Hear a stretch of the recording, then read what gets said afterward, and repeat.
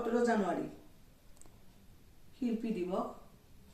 আজিৰ দিনাখন কবি, গীতিকাৰ, সুৰকাৰ, নাট্যকাৰ, লেখক আৰু প্ৰথম অসমীয়া বোলছবি নিৰ্মাতা জ্যোতিপ্ৰসাদ আগৰৱালা দেৱৰ মৃত্যু হৈছিল। আজিৰ দিনাখনে 1953 চনত জ্যোতিপ্ৰসাদ আগৰৱালা দেৱৰ কৰ্কট বেমাৰত আক্ৰান্ত হৈ তেজপুৰৰ নিজ বাসভৱনত মৃত্যুবৰণ কৰে।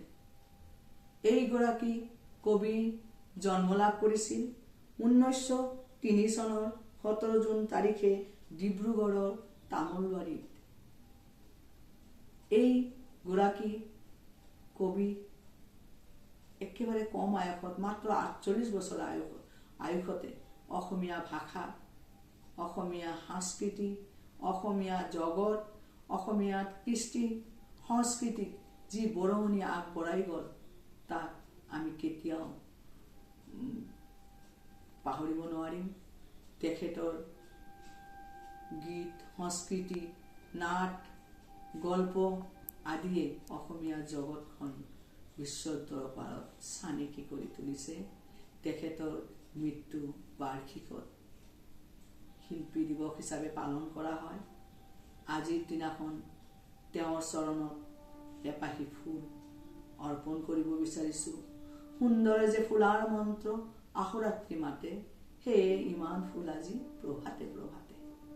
তেখেতে লিখা এটি কবিতা আবৃত্তি কৰি তেখেতৰ চৰণত এপাহি ফুলেৰে অৰ্ঘ্য কৰিবলৈ বিচাৰিছোঁ। কবিতাটিৰ নাম হ'ল বিশ্বশিল্পী।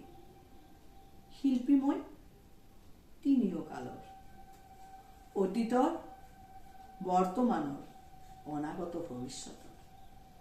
আদিতেই যাত্ৰা কৰি অনাদিলে যাওঁ, ধ্বংসৰ মাজেদি মই ৰূপান্তৰ দি ৰূপ পাই নৱতম সৃষ্টিৰ শলিতা জ্বলাওঁ। জনতাৰ হৃদয়ত মোৰ সোণোৱালী দেশ, মই পিণ্ড বিশ্ববেশ, নতুন দৃষ্টিৰে চাওঁ সৃষ্টি অনিমেষ।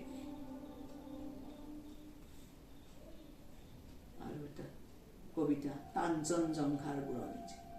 মই কাঞ্চনজংঘা তুষাৰ শুভ্ৰহীৰ, মই অব্ৰবেদীবীৰ, মোৰ জটা ঝৰি ঝৰি নিজৰি নিজৰি বয়, নিগৰি নিগৰি অবিৰল কল কল শৈলজা পয়োধৰা পিয়ুষ সলিলা সুৰধ্বনি গংগা।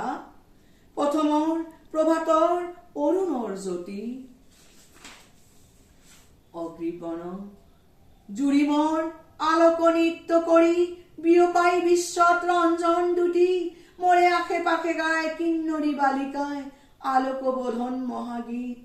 সন্ধিয়াই সন্ধিয়াই বেলি বিদায় গানে দিগন্ত কৰে মুখৰী। উদয় আৰু অস্তৰ বৰ্ণ বৈচিত্ৰ্যৰ ছয়াময়া কাচনেৰে কাছে, প্ৰহেলিকাময়ী সম নাচে। কুটজ কুসুমৰ লগে লগে লাখে লাখে মৃদু মৃদু কম্পিত সমীৰণ ছন্দ, শৈলবালা দলে কস্তুৰী গন্ধা। নমস্কাৰ।